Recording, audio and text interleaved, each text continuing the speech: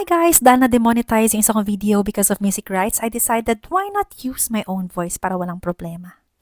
For today's video, itutour ko kayo around mom and dad's home in Tassie. Ayan, si Cutie Pie with Mama La. Pakaway-kaway. Super cute. Yan, sobrang patriotic ng mga OC, kaya most of them meron silang mga flags sa mga bahay nila. Sabi ni Dad, soon nalagyan niya ng Philippine flag.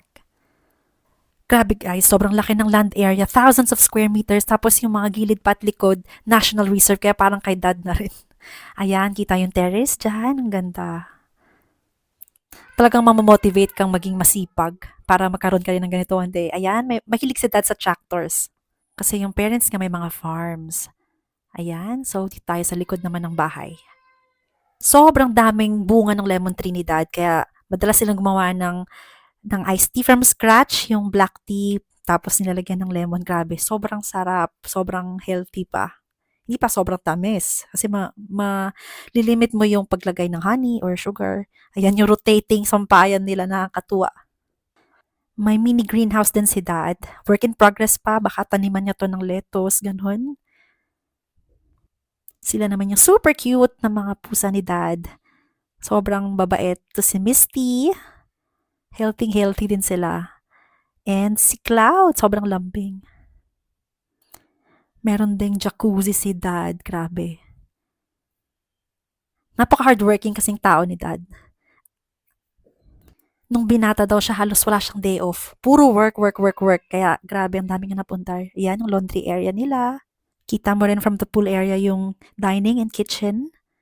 Ayan, so sarap kumain, para ka na sa resto. Yan, si Dad, grabe, ang galing magluto. Silverside na beef, sobrang sarap. Ayan. Si Colette, sobrang excited kasi ngayon lang nakakita ng pusa. Balik tayo sa terrace. Yan, sabi ko nga kay Dad, dyan kami mag-renewal of vows ni Adron.